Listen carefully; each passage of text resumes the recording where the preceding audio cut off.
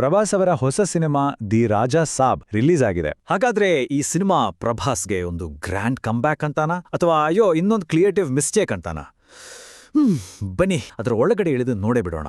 ನೋಡಿ, ದಿ ರಾಜಾ ಸಾಬ್ ಅಂದ್ರೆ ಸುಮ್ನೆ ಒಂದು ಸಿನಿಮಾ ಅಲ್ಲ. ಇದೊಂದು ಹಾರರ್, ಕಾಮಿಡಿ ಮತ್ತೆ ಫ್ಯಾಂಟಸಿ ಎಲ್ಲವನ್ನೂ ಮಿಕ್ಸ್ ಮಾಡಿದ ಒಂದು ಕಥೆ.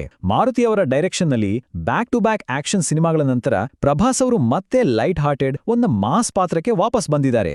ಸೊ ಪ್ರೀತಿ, ಕಾಮಿಡಿ, ಆಕ್ಷನ್ ಅಂತ ಎಲ್ಲವನ್ನೂ ಒಂದೇ ಕಥೆಯಲ್ಲಿ ತರೋಕೆ ಪ್ರಯತ್ನ ಮಾಡಿದ್ದಾರೆ. ಸರಿ, ಈ ಮಿಕ್ಸಿಂಗ್ನಲ್ಲಿ ಇಷ್ಟ ಆಗಿದ್ದು ಏನು? ಸಿನಿಮಾದ ಪ್ಲಸ್ ಪಾಯಿಂಟ್ಸ್ ಕಡೆ ಒಂದು ನೋಟ ಹರಿಸೋಣ ಬನ್ನಿ. ಈ ಸಿನಿಮಾದ ಅತಿ ದೊಡ್ಡ ಪ್ಲಸ್ ಪಾಯಿಂಟ್ ಬೇರೆ ಯಾರೂ ಅಲ್ಲ, ಸ್ವತಃ ಪ್ರಭಾಸ್ ಅವರೇ.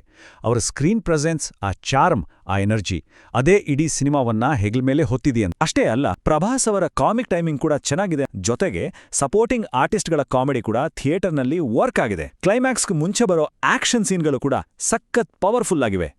ಮತ್ತು ಆ ಅರಮನೆಯ ಸೆಟ್ಗಳು ತುಂಬಾನೇ ಗ್ರ್ಯಾಂಡ್ ಆಗಿವೆ. ಹಾಗೆ ಕೆಲವು ವಿಎಫ್ಎಕ್ಸ್ ದೃಶ್ಯಗಳು ಗಮನ ಸೆಳೆಯುತ್ತವೆ. ಸರಿ, ಇಷ್ಟೆಲ್ಲ ಪ್ಲಸ್ ಪಾಯಿಂಟ್ಸ್ ಇದ್ರೂ ಎಲ್ಲಿ ಅಡವಟ್ಟಾಯಿತು? ಬನ್ನಿ ನೋಡೋಣ. ಬಹುಶಃ ಎಲ್ಲಾ ಸಮಸ್ಯೆಗಳಿಗೂ ಮೂಲ ಕಾರಣ ಅಂದ್ರೆ ಸಿನಿಮಾದ ಲೆಂತ್. ಅಬ್ಬಬ್ಬಾ, 3 ಗಂಟೆಗಿಂತಾನೂ ಜಾಸ್ತಿ. ನಿಜ ಹೇಳ್ಬೇಕು ಅಂದ್ರೆ ಇದು ಆಡಿಯನ್ಸ್ ಪೇಷನ್ಸ್ಗೆ ಒಂದು ದೊಡ್ಡ ಟೆಸ್ಟ್ ಇದ್ದಾಗೆ. ಇಷ್ಟು ಉದ್ದ ಆಗೋಕೆ ಕಾರಣ ಏನು ಅಂದ್ರೆ ಸ್ಕ್ರೀನ್ ಪ್ಲೇನೇ ತುಂಬಾ ವೀಕ್ ಆಗಿದೆ. ಫಸ್ಟ್ ಹಾಫ್ ಅಂತೂ ತುಂಬಾನೇ ನಿಧಾನ, ಯಾಕೋ ಬೇಕೋ ಅಂತ ತುರುಕಿದ ಸೀನ್ಗಳು ಸಾಕಷ್ಟಿವೆ. ಹಾರರ್ ಅಂತಾರೆ, ಆದ್ರೆ ಭಯನೇ ಆಗಲ್ಲ. ಕಾಮಿಡಿ ಅಂತೂ ತುಂಬಾನೇ ಹಳಿಸಿದ ಹಾಗೆ ಅನಿಸ್ತೆ. ಒಟ್ನಲ್ಲಿ ಸ್ಕ್ರಿಪ್ಟ್ ಒಂದು ಜಾನರಿಂದ ಇನ್ನೊಂದಕ್ಕೆ ಜಿಗೀತಲೇ ಇರುತ್ತೆ, ಆದ್ರೆ ಯಾವ್ದ್ರಲ್ಲೂ ಗೆಲ್ಲಲ್ಲ. ಹಾಗಾದ್ರೆ ಚಿತ್ರದ ಅಸಲಿ ಸಮಸ್ಯೆ ಏನು?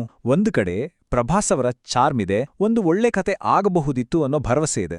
ಆದರೆ ವಾಸ್ತವದಲ್ಲಿ ಏನಾಗಿದೆ ಅಂದ್ರೆ, ಒಬ್ಬ ಸ್ಟಾರ್ ಎಷ್ಟೇ ದೊಡ್ಡವರಿದ್ರೂ ಅವರೊಬ್ಬರಿಂದಲೇ ಸಿನಿಮಾನ ಉಳಿಸೋಕಾಗಲ್ಲ ಅಲ್ವಾ? ಕಳಪೆ ನಿರೂಪಣೆಯಿಂದಾಗಿ, ಕಥೆ ಆಗ್ಲಿ, ಜಾನರ್ ಮಿಕ್ಸ್ ಆಗ್ಲಿ, ಯಾವುದಕ್ಕೂ ನ್ಯಾಯ ಸಿಕ್ಕಿಲ್ಲ. ಇಷ್ಟೆಲ್ಲ ನೆಗೆಟಿವ್ ಮಾತುಗಳ ನಡುವೆಯೂ ಸಿನಿಮಾ ಬಾಕ್ಸ್ ಆಫೀಸ್ನಲ್ಲಿ ಏನಾದ್ರೂ ಕಮಾಲ್ ಮಾಡಿದ್ಯಾ?